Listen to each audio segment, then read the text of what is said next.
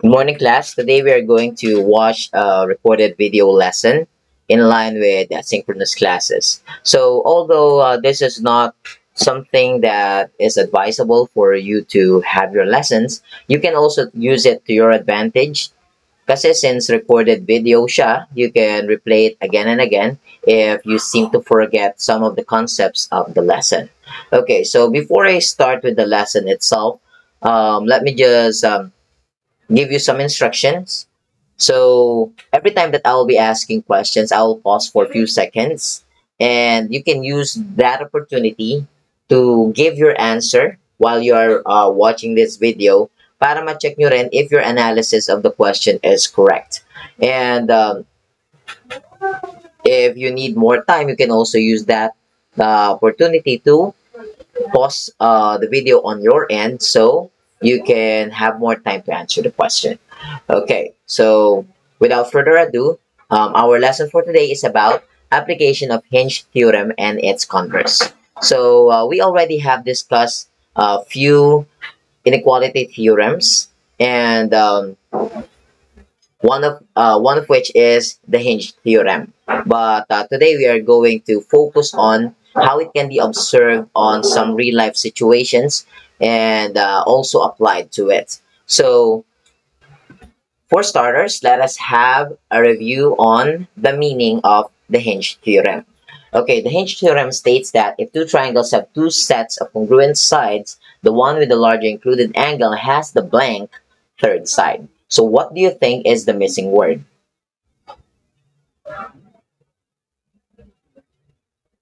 Okay, the missing word is longer. Okay, so magkatapat yung larger included angle at yung longer third side given that the two triangles have two congruent sides already. Okay, so of course, we already know what converse is. Converse is just the conditional statement with the hypothesis and the conclusion being interchanged. So the converse of the Hinge theorem is if two triangles have two sets of congruent sides, the one with the longer third side has the blank included angle. So what do you think the missing word is?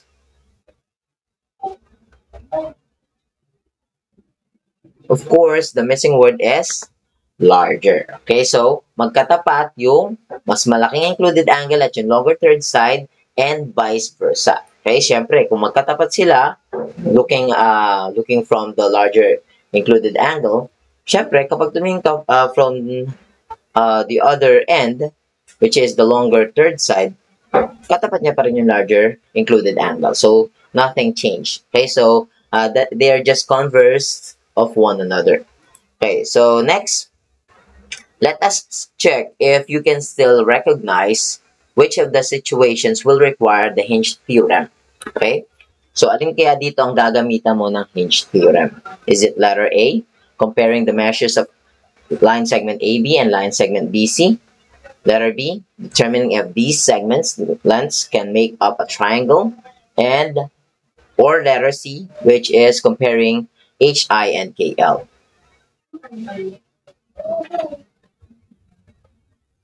The answer is letter C. Okay, kasi yung una, it's within the same triangle. So kapag within the same triangle, ang ginagamit mo dyan is angle side inequality theorem.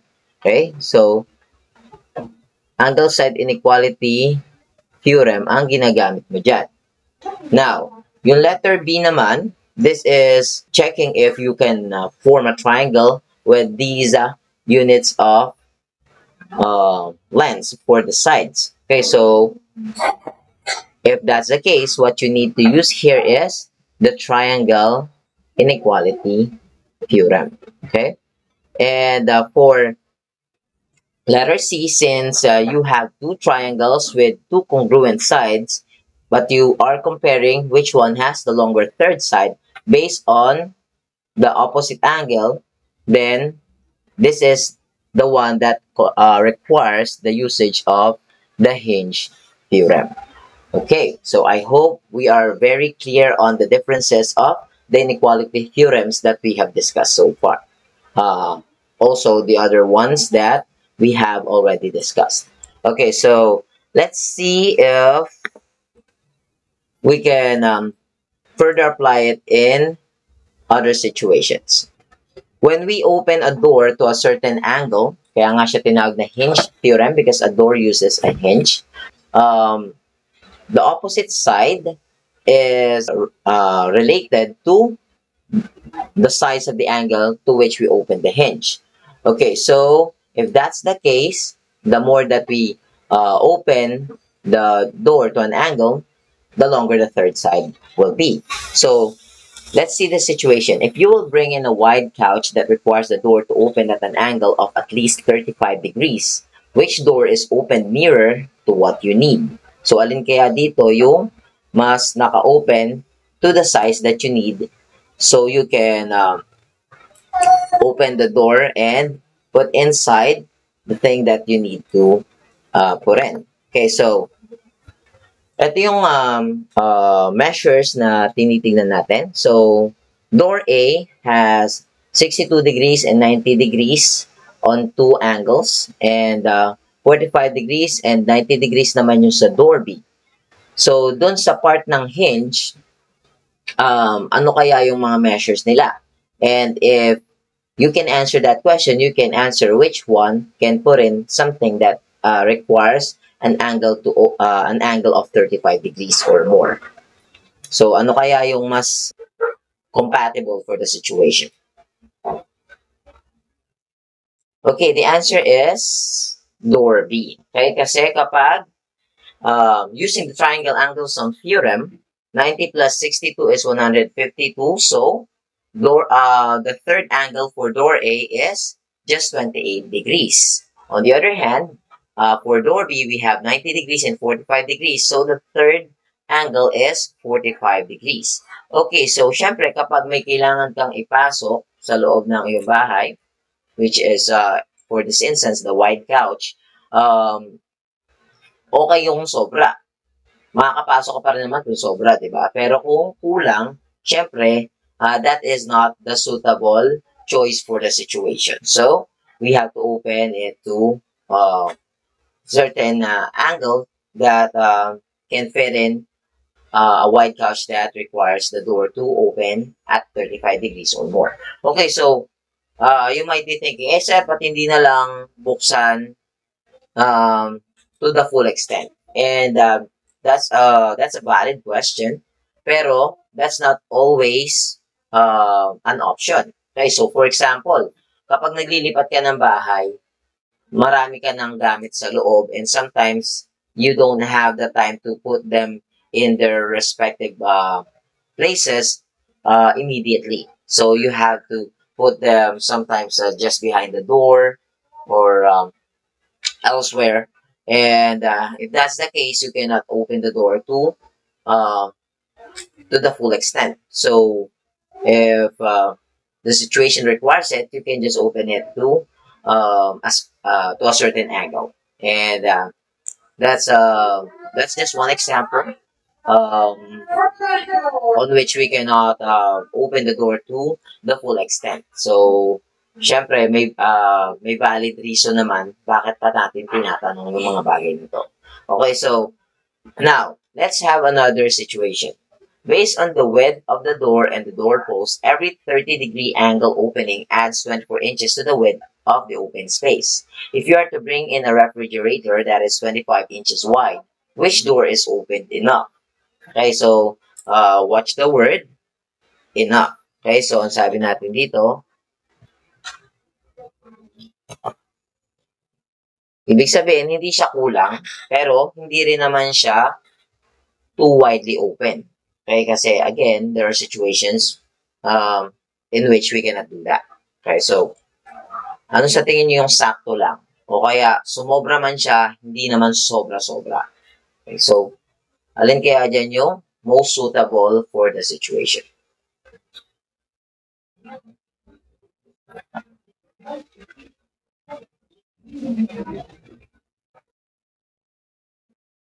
Okay, so the answer is door B. Okay, so bakit door B? Kasi sabi kada 30-degree angle opening daw nung hinge mo o nung door mo, 24 inches wide yung width nitong opening na to. So, for example, this one has 24 inches opening. Okay, so, kada 30 may 24 ka, so 24 inches siya. So, ito naman, 45 degrees. So, 45 degrees divided by 30 times 24 ang gagamitin mong computation dyan. So, siyempre, 45 divided by 30 is what? 1.5. And 1.5 times 24 is 36. So, this opening is 36 inches wide. Okay, o kaya pwede mo namang i-mental math na lang, i-analyze mo na lang. So, ang 45 ay isa't kalahati ng 30, di ba? Kasi ang isang buo ng 30 ay of course 30, ang kalahati ng 30 is 15. 30 plus 15 is 45. So, isa't kalahati. So, ang katumbas niya isa't kalahating 24 inches. So, 24 yung isa, kalahati is 12. 24 plus 12 is 36. Okay, so hindi naman necessarily gamitan mo siya ng algebra or any sort of those things. Pwede mo naman siyang i-analyze lang yung situation and compute from there. Okay, so ito naman, 80 degrees. So, 80 divided by 30 is 8 thirds times 24, ilan yun? So, dalawang 24 is 48. Tapos, plus 16. 48 plus 16 is 64 inches. So, 64 inches to. So, ang sabi, ang kailangan mo lang is ma-open yung door to 25 inches. So, syempre yung 24 inches, hindi kasya. Although siya yung pinakamalapit, it's not the most suitable for the situation kasi hindi nga kasya. Tatama yung refrigerator mo. Okay, so for door B, kasya siya, pero hindi naman masyadong malaking sobra. So you can still use up the space here if in case merong mga nakaharang dyan. And ito naman, of course, kasyang-kasya yung refrigerator mo to that opening. However, the situation does not actually require it. Okay? So, door B is the most suitable. Okay? Kasi ang tinatanong dito is open enough lang. Hindi naman sinabing open the most. Okay? So, that's one way to apply the hinge theorem. Okay? Pero, ito, kinukompute pa natin siya exactly. Pag nagko-compare lang naman tayo kung ano yung mas mahaba among the third sides, or tinitingin lang tayo kung ano yung larger angle basing on the length of the third side, then that's the application of hinge theorem and its converse. Okay, so in the previous activities, we saw that the wideness of the included angle is directly related to the length of the third side. Now, let us see more applications of the hinge theorem. Okay, so for example, okay, so you can pause the video after I give the question, so you can also give your analysis of the situation and your answers as well. Okay, so which is the closer airport to you and why? So, eto ka. Nandito ka sa part na to and you have two choices. Manila International Airport or Clark International Airport. Okay, so using the hinge theorem, you can find out alin ba yung mas malapit na route sa'yo. Okay, of course, removing the factors of traffic or anything like that. Kung titingnan lang natin yung distance, ano kaya yung mas wise na puntahan mo? Manila International Airport or Clark International Airport?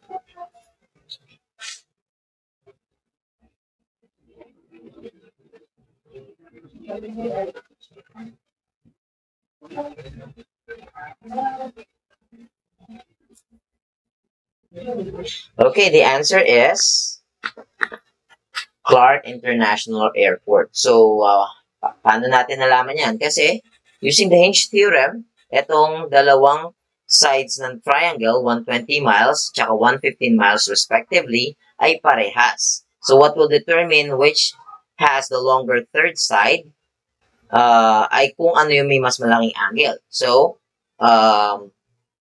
Ang inverse nun, para malaman mo kung ano yung mas malapit or mas maiksi ang third side, hanapin mo kung ano yung mas mababang or mas maliit na included angle. And that will be the 44 degrees. Kasi mas maliit yung 44 degrees kaysa sa 63, yung katapat ni 44 ay mas maiksi din. Therefore, it is the shorter distance. So, you can go to Clark International Airport faster than if you will go to Manila International Airport. Okay? So, now, that's just one way to apply the hinge theorem. Now, let's look at something in which we can observe the hinge theorem. Okay? So,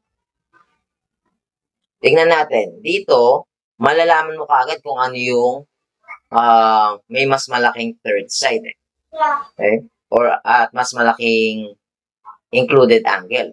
Just by looking at the two triangles and using the converse of hinge theorem. Pero, just to prove that the hinge theorem actually works, let's try to compute for the unknowns. Okay, syempre, ang unang unknown dyan is the value of x. Kasi hindi mo malaman kung ano tong value na to exactly dahil meron siyang variable x. Okay? Hindi mo malaman kung ano to exactly kasi may variable x siya. Now, for us to know what x is equivalent to, we have to use the triangle angle sum theorem. Okay? So, i-add mo yung tatlong yan and we will find the value of x by equating the sum to 180 degrees and using the properties of equality. Okay? So, use this time to find x. Then, once you found x, you can substitute that to find the value of or the measure of angle B and the measure of angle E. And then, compare them. Okay, so, again, find the value of x, the measure of angle B, and the measure of angle E. Go.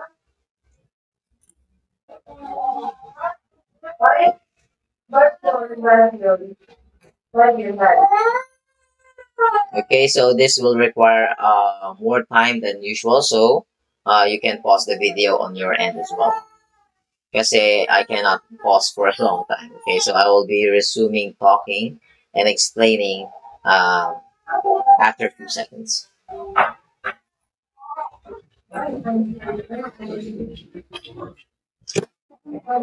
Okay, so for finding the value of x, again, as I've said earlier, you can add 63, 37, and 20 and equate that to 180 because the sum of all angles in a triangle is always equal to 180 degrees. So 63 plus 37 is 100 plus 20x equals 180. So to combine like terms, let us use subtraction property of equality and transpose 100 to the other side. So 180 minus 100 is 80, and of course we will divide both sides by 20 using division property of equality and get x equals 4. Okay?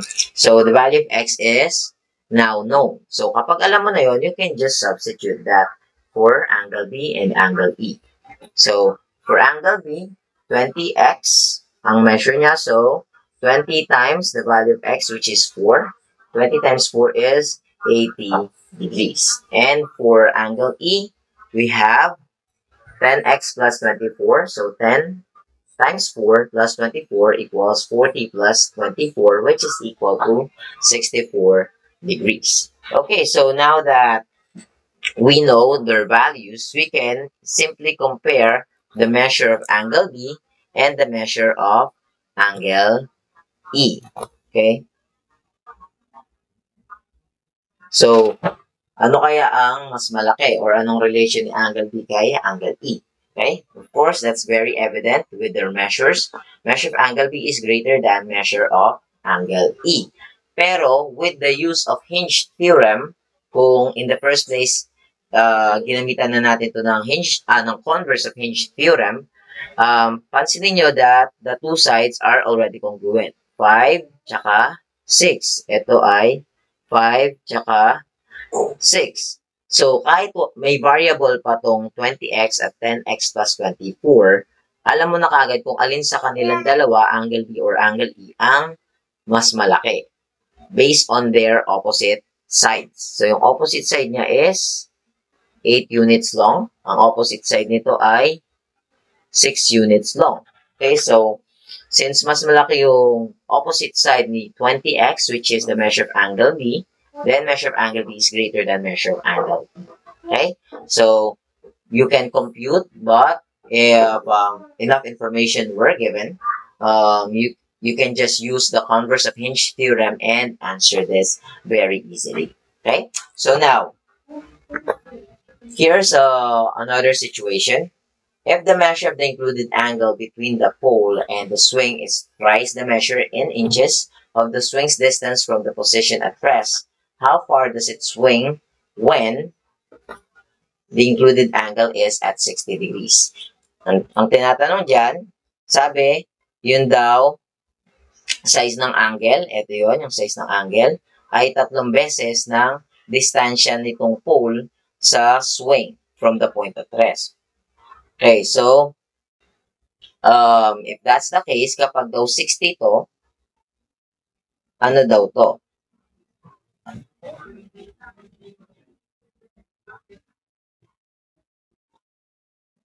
Okay, so let's find out. So, sabi, kung ito ang ating variable x, so 3 ulit daw nito ay katumbas ng included angle. So, 3x equals 60.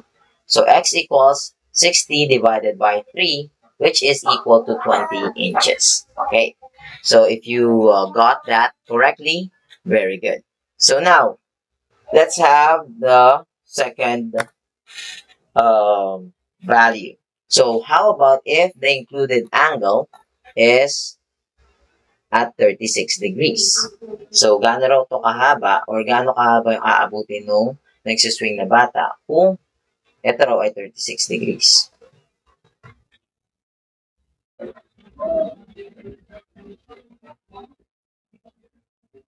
Okay, let's find out. So, 3x equals 36. So, x equals 36 divided by 3. So, x equals 12 inches. Okay, so, sometimes, hindi tayo comparison lang palagi ng which one is greater, which one is less than the other. Sometimes we have to compute for values as well. And this is one example of that. Okay, so paano naman napasok ang hinge theorem dito? Kasi we can see na kapag ito malaki, katulad for example ng 60, malayo yung inaabot no pagkakaswing ng bata from the position of rest. Kapag naman hindi masyado malaki yung included angle, such as 36 degrees lang ang opening niya, okay, so mas maiksi lang yung inaabot ng bata. So, halimbawa, malaki,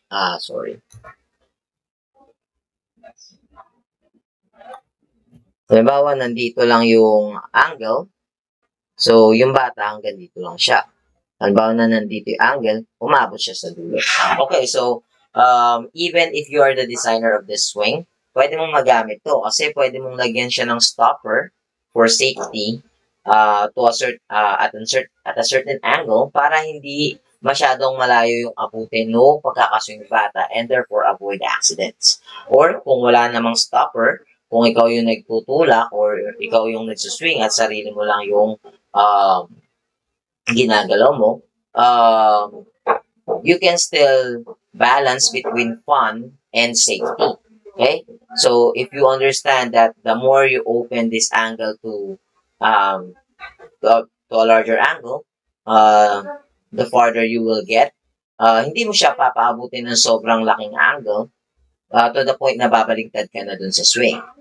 Okay? O kaya naman, syempre, kung gusto mo magkaroon ng konting fun, hindi mo siya i-open ng sobrang liit lang to the point na parang hindi ka rin nag-swing. Sana umupo ka na lang, diba? So,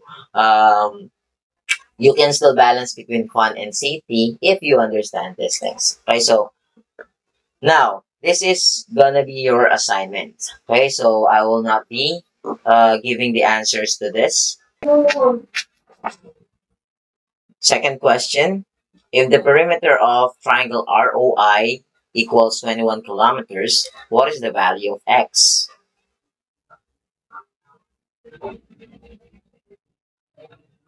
And the third question is, what is the length of line segment PR? Okay, thank you very much for watching this video, and I'll be checking your answers to these questions on our next face-to-face class. Bye.